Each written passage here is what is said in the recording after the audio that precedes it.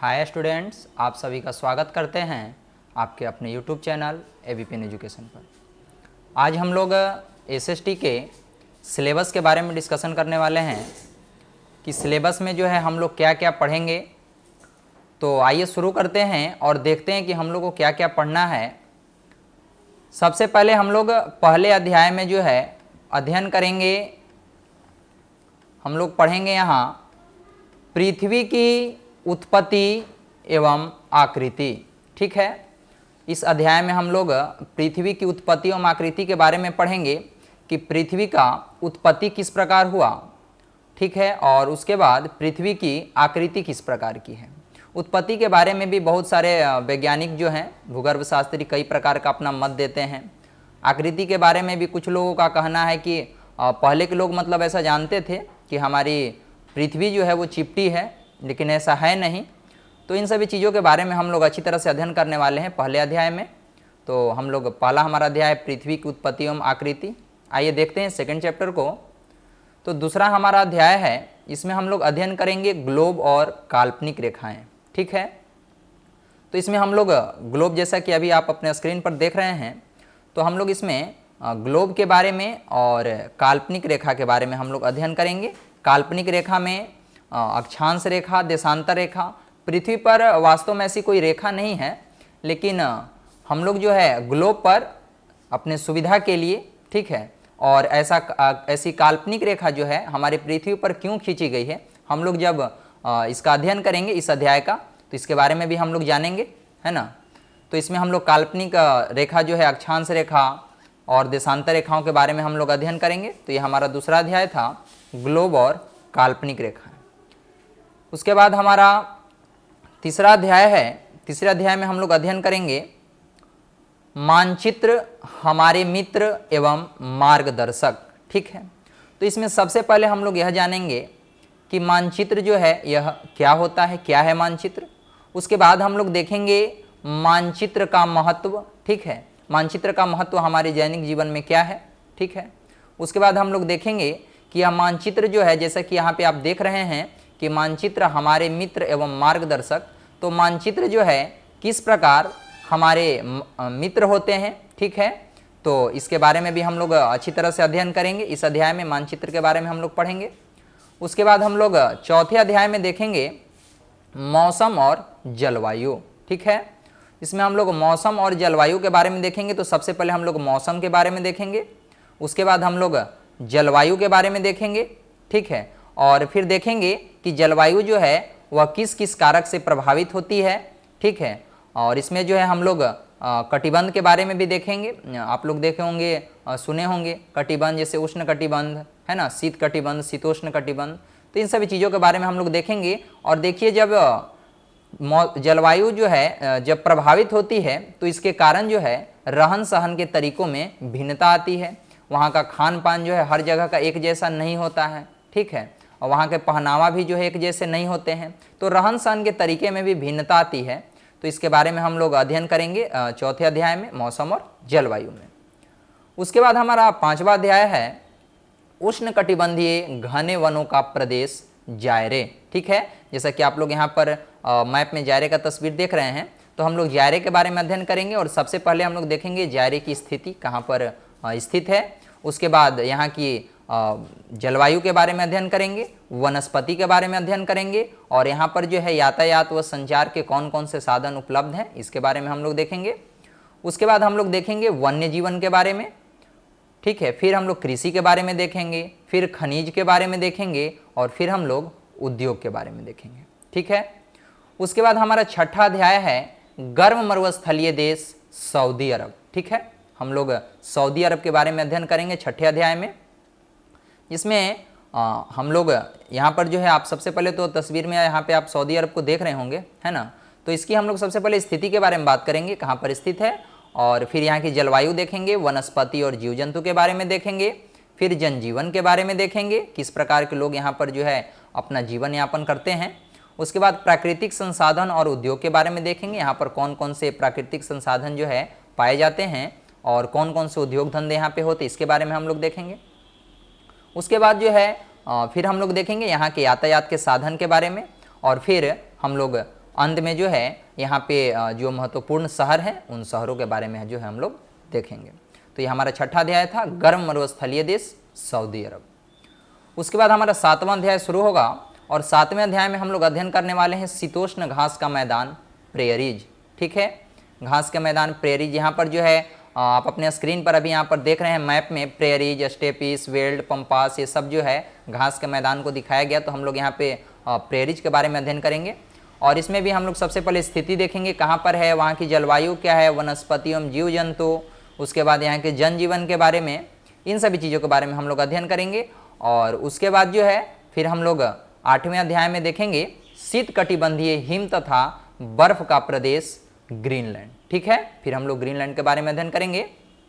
और यहाँ पर जो आप मैप में देख रहे हैं, ठीक है, तो मैप में आपको जो है यहाँ पर ग्रीनलैंड का जो लाल कलर का यहाँ पे जो आपको दिखाई दे रहा है, ठीक है, देखिए यहाँ पे जो आपको लाल कलर का ये दिखाई दे रहा है ग्रीनलैंड है। और इसमें जो है हम लोग इसकी स्थिति के बारे में देखेंगे, जलवायु के बारे में देखेंगे, वनस्पति और जीव जंतु के बारे में देखेंगे और यहाँ के जनजीवन के बारे में देखेंगे। उसके बाद हमारा 9वां अध्याय शुरू होगा और 9वें अध्याय में हम लोग अध्ययन करने वाले हैं दूरी पर विजय। ठीक है, दूरी पर किस प्रकार हम लोग जो है विजय प्राप्त कर चुके हैं, इसके बारे में हम लोग अध्ययन करेंगे।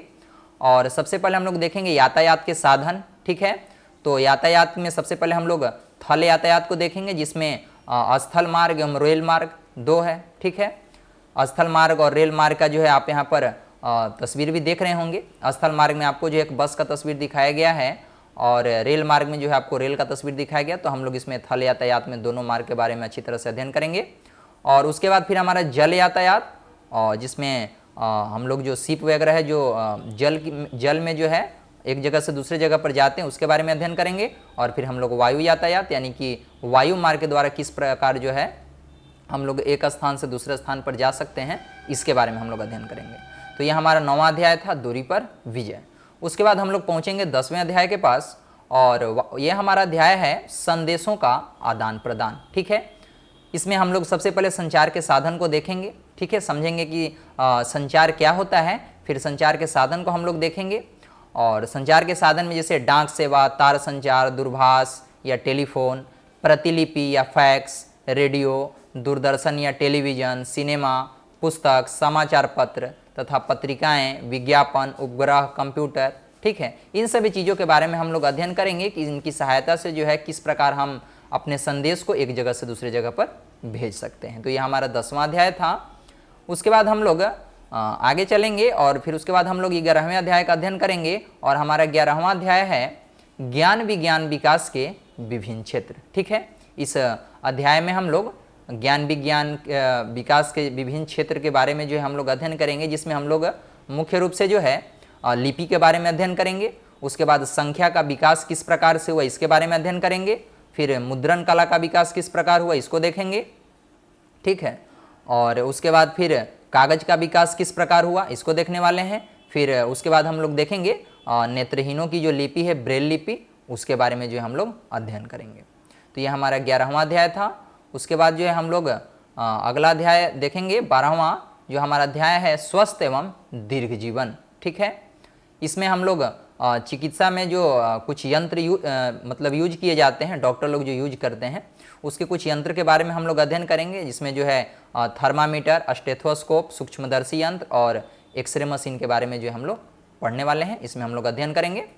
और उसके बाद जो है 13वें अध्याय में हम लोग देखेंगे मशीनी युग। ठीक है, आज का जो हमारा समय है हर काम जो है मशीन से ही हो रहा है, तो इसके बारे में मशीनी युग के बारे में हम लोग देखेंगे। और इसमें जो है हम लोग पत्थर युग से धातु युग में किस प्रकार मानव प्रवेश किया, इसके बारे में सबसे पहले देखेंगे। फिर हम लोग देखेंगे कि बड़ी बड़ी फैक्ट्रियों का निर्माण किस प्रकार हुआ और फिर सामूहिक उत्पादन एक साथ किस प्रकार से उत्पादन किया जाता है, उसके बारे में। और फिर बड़ी बड़ी मशीनों के ईंधन के बारे में हम लोग देखेंगे, जैसे लकड़ी, कोयला, खनिज तेल, बिजली, इन सभी चीज़ों के बारे में हम लोग देखेंगे। उसके बाद जो है ऊर्जा के अन्य स्रोत और भी हैं, जैसे पवन ऊर्जा, गैस, गोबर गैस से उत्पन्न ऊर्जा, सागरीय ऊर्जा, सौर ऊर्जा, है ना। तो इन सभी चीज़ों के बारे में हम लोग अध्ययन करेंगे। उसके बाद जो है 13वां अध्याय हमारा समाप्त होगा, तो 14वें अध्याय में हम लोग देखेंगे विश्व के महान पुरुष। ठीक है, इसमें सबसे पहले हम लोग सुकरात के बारे में अध्ययन करेंगे। उसके बाद फिर हम लोग अब्राहम लिंकन के बारे में अध्ययन करेंगे। उसके बाद फिर हम लोग कार्ल मार्क्स के बारे में जानेंगे। फिर हम लोग महात्मा गांधी के बारे में अध्ययन करेंगे और फिर अंतिम में जो है हम लोग मार्टिन लूथर किंग के बारे में अध्ययन करने वाले हैं। ठीक है, तो यह हमारा 14वां अध्याय था और इसमें हम लोग विश्व के महान पुरुष के बारे में अध्ययन करेंगे। उसके बाद हमारा 15वां अध्याय है संयुक्त राष्ट्र संघ की स्थापना। ठीक है, इसमें हम लोग संयुक्त राष्ट्र संघ का जो है आप यहाँ पर लोगो देख रहे हैं और इसमें जो है हम लोग सबसे पहले देखेंगे कि इसकी स्थापना की आवश्यकता क्यों पड़ी, क्यों स्थापित किया गया संयुक्त राष्ट्र संघ को, है ना, स्थापना की आवश्यकता। उसके बाद घोषणा पत्र, ठीक है, उसके बाद यहाँ के इसके जो कुछ प्रमुख उद्देश्य हैं उसके बारे में हम लोग अध्ययन करेंगे। उसके बाद हमारा 16वां अध्याय है राष्ट्र संघ के अंग तथा उसके कार्यप्रणाली। ठीक है, राष्ट्र, इस अध्याय में जो हम लोग संयुक्त राष्ट्र संघ के अंग और उसके कौन कौन से अंग हैं, जैसे कि अभी आप लोग यहाँ पर अंग में देख रहे होंगे, सुरक्षा परिषद, अंतर्राष्ट्रीय न्यायालय, महासभा, ठीक है, आर्थिक और सामाजिक परिषद, सचिवालय, ठीक है, इन सभी चीज़ों के बारे में हम लोग अध्ययन करने वाले हैं। सभी अंग के बारे में हम लोग पढ़ेंगे और इसके जो कार्यप्रणाली है उसके बारे में हम लोग अध्ययन करेंगे। उसके बाद हमारा 17वां अध्याय है राष्ट्र संघ के कार्यों में भारत का योगदान। ठीक है, यानी कि संयुक्त राष्ट्र संघ के कार्य में जो है भारत किस प्रकार अपना योगदान दिया है इसके बारे में हम लोग अध्ययन करेंगे। तो इसमें जो है भारत की गुटनिरपेक्षता की जो नीति है इसके बारे में हम लोग देखेंगे और इसमें जो है जो पंडित जवाहरलाल नेहरू थे उनका बहुत अहम भूमिका था। ठीक है, तो इसके बारे में जो हम लोग अच्छी तरह से अध्ययन करेंगे इस अध्याय को जब हम लोग पढ़ेंगे तब। ठीक है, उसके बाद हमारा 18वां अध्याय है ब्रिटिश शासन और 1857 की क्रांति। ठीक है, तो यूरोपीय यात्रियों का आगमन जो है भारत में किस प्रकार हुआ, ठीक है, यूरोपीय कंपनी किस प्रकार भारत में आए।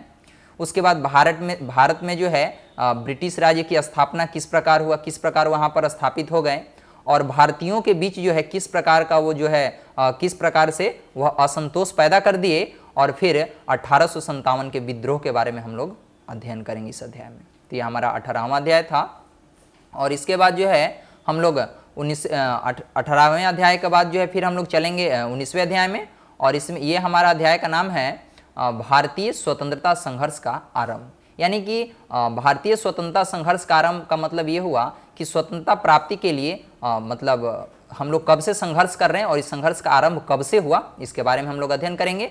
इसमें हम लोग देखेंगे अखिल भारतीय राष्ट्रीय कांग्रेस का उदय, फूट डालो और शासन करो जो ब्रिटिश नीति थी इसके बारे में हम लोग देखेंगे।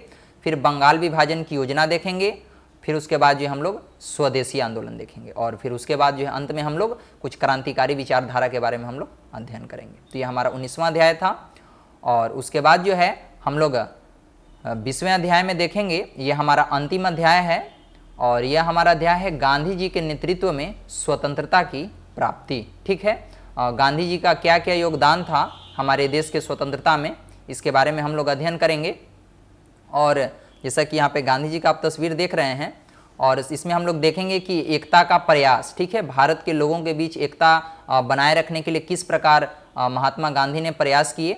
उसके बाद हम लोग असहयोग आंदोलन के बारे में अध्ययन करेंगे, फिर साइमन कमीशन के बारे में देखेंगे, फिर सत्याग्रह आंदोलन के बारे में देखेंगे और फिर जो है हम लोग दांडी यात्रा के बारे में देखेंगे। ठीक है, तो ये सभी जो है इन सभी चीज़ों के बारे में आप लोग आज देखें कि हम लोग समाज के जो सिलेबस था आपका, ठीक है, इसमें हम लोग 20 अध्याय को देखें कि हम लोग को किस किस अध्याय में क्या क्या पढ़ना है। ठीक है, तो हम मिलते हैं आपसे अगले वीडियो में और उस वीडियो में जो है हम लोग पहले अध्याय को शुरू करेंगे और हमारा पहला अध्याय आप देखें पृथ्वी की उत्पत्ति एवं आकृति, तो उसको हम लोग शुरू करते हैं। ठीक है, तो इस वीडियो में बस इतना ही, धन्यवाद।